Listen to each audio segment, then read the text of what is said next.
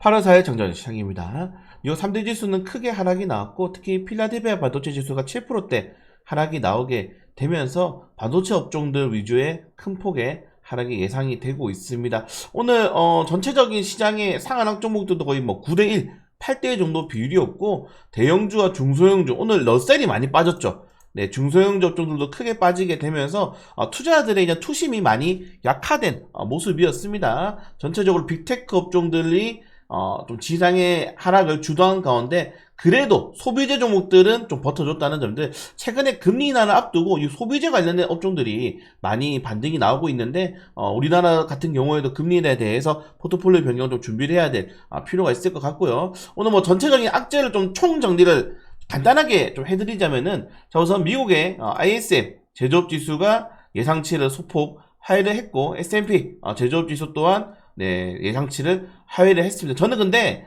이 제조업 지수는 큰 악재가 아니라고 생각해요. 왜냐면은 미국에서 제조업은 GDP 경제 성장률의 10%밖에 차지하지 않습니다. 크지 않아요. 미국의 GDP의 70%는 소비가 차지하는 거기 때문에 소비 지수가 더욱더 중요한데, 제조업 지수가 이렇게 하락이 나왔다? 얘들 어차피 보시면은 5개월 내내 하락이 나왔어요. 그래서 제조업 지표가 하락이 나왔다고 지수가 떨어지는 건 아닌 것 같고, 오늘 전체적으로 시장을 봤을 때는 일단은 계절적인 요인들, 이 2000년부터 2022년까지 나스닥, 코스피 월간 평균 등락률인데, 나스닥도 9월달에 가장 증시가 안 좋습니다. 우리가 흔히 말하는 세린메이 5월보다 안 좋아요.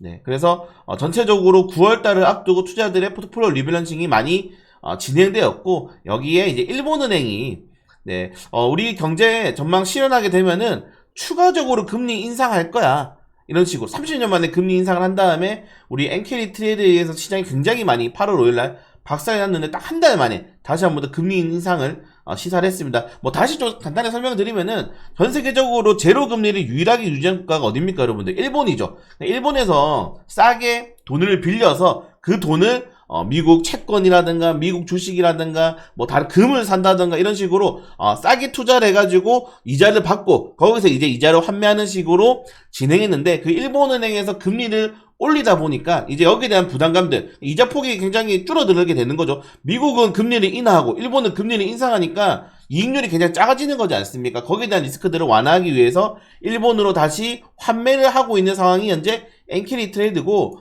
보시면 아시겠지만은 일본의 이 엔화는 전 세계적으로 안전자산입니다, 여러분들. 어마무시한 이 경제 규모를 차지하고 있기 때문에 이 일본의 이런 엔화에 대한 움직임이 전 세계적으로 증시 영향을 크게 줄 수밖에 없다. 8월 5일날 증시가 급락이 나온 것도 일본의 이제 기습적인 금리 인상 이후에 추가적으로 금리 인상을 시사했거든요. 근데 그 이후에는 부총재가 나와가지고 일본 증시도 많이 떨어지고 하니까 약간 거기서 완화하는 발언을 했는데, 다시 한 번 더 금리 인상을 이야기를 했습니다. 여기에는 루머가 많습니다, 여러분들. 제가 전에도 한번 말씀드렸죠. 일본이 트럼프에 베팅했다.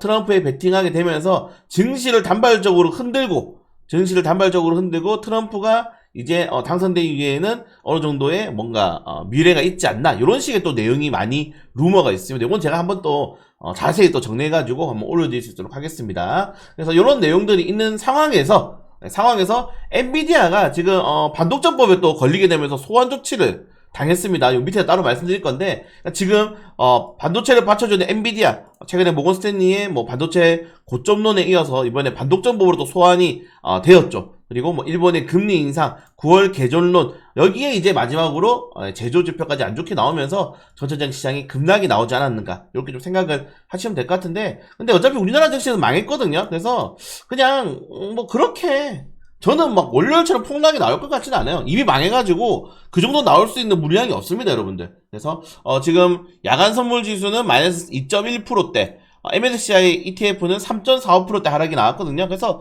최소 일단 2% 정도 하락은 나올 수 있는데, 그냥 지난 월요일 생각해가지고 8월 5일날 오히려 떨어지면 줍줍하시는 분들도 많이 생길 거란 말이에요. 그래서 오히려 급락이 나온 다음에 아래 꼬리다가 올라가는 종목들 위주로 우리는 또 뭐 해야 됩니까?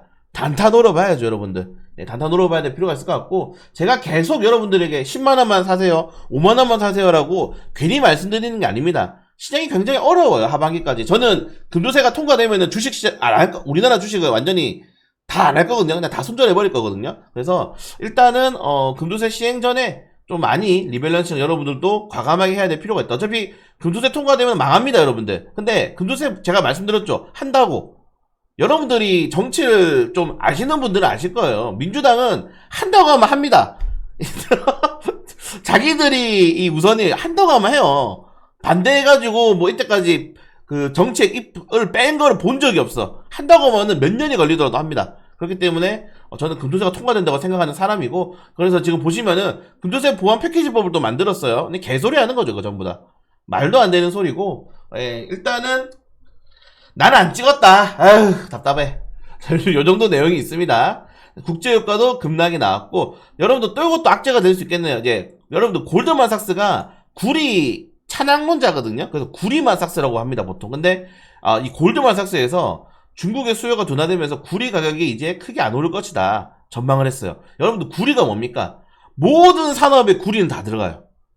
모든 산업의 금 다음으로 이제 가장 중요한 원자재가 구리인데, 그 구리 가격이 2년 내 지금 최저치를 기록을 하고 있습니다.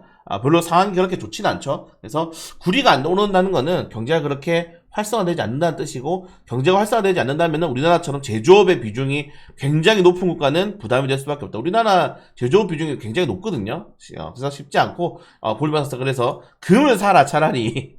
금을 사라. 금은 지금 2,500달러인데 금을 사라고 합니다. 금은 여러분 역사적 신고가입니다. 금 선물이 나온 이후에 역사적 신고가인데도 금을 사라고 했기 때문에 엘컴텍이나 오늘 단타를 좀 치던가 해야 될 필요가 있겠네요.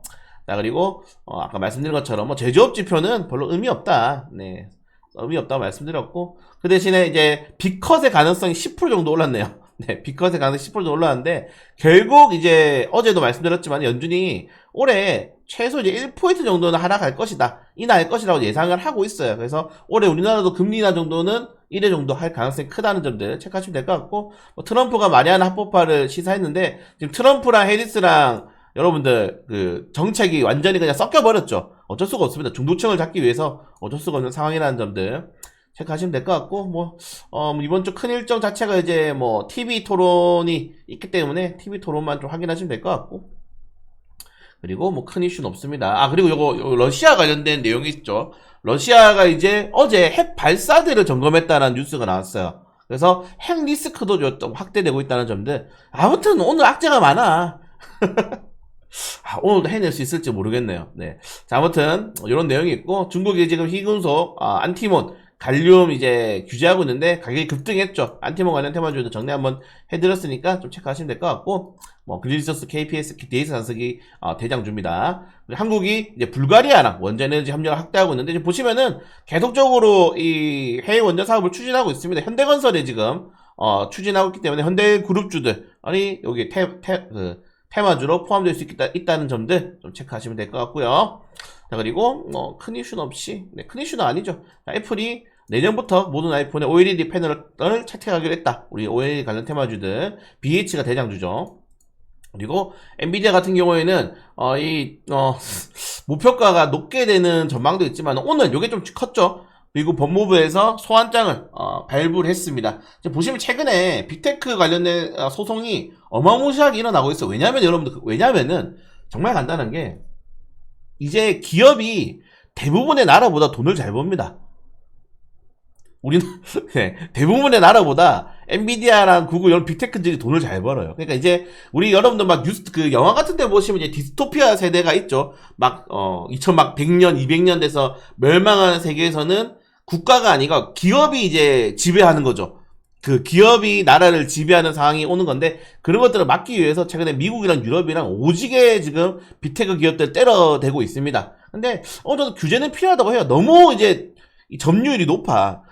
시가 쪽에 사는 종목들은 모든 산업의 점유율을 다 50% 이상 차지하고 있는 완전히 독점 기업입니다, 여러분들. 구글, 유튜브, 아마존 익스프레스, 메타, 인스타그램, 페이스북, 마이크로소프트가 제일 대단해. 컴퓨터 안 쓴 사람 어디 있습니까, 여러분들? 컴퓨터.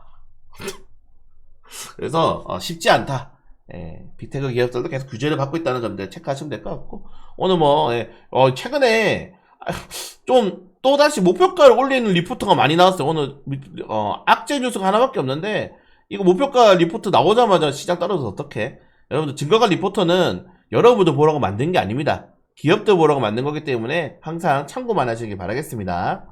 네, 오늘 뭐 큰 일정은 많이 없고요. 사실 뭐 졸트가 중요하다고 얘기했는데 이미 뭐 제조업으로 박살나 버렸는데 뭐 어떡하겠어요. 그래서 오늘 뭐 반도체 관련된 내용들도 이렇게 있는데 우리 삼성전자 2주 샀는데 삼성전자 떨어지면 또 더 사야겠다. 자, 아무튼 분할 매수, 네, 비중 축소, 요게 지금 여러분들 지금 시장에서 버틸 수 있는 유일한 희망이라고 다시 말씀드립니다. 제가 계속 최근에 에버리지 매매를 올려드리지 않습니까? 좀 에버리지 매매 하세요. 네, 지금은 힘을 줄 시장이 아니다. 힘을 빼야 되는 시장이다. 말씀드리면서 오늘 라이브 방송 한번 짤까도 고민 중입니다. 아무튼 힘내시고 여러분들 어차피 망했어요. 어차피 망했는데 힘내시고 잘 여러분들 비중 축소 잘 할 수 있도록 좀 열심히 브리핑해 드리도록 하겠습니다.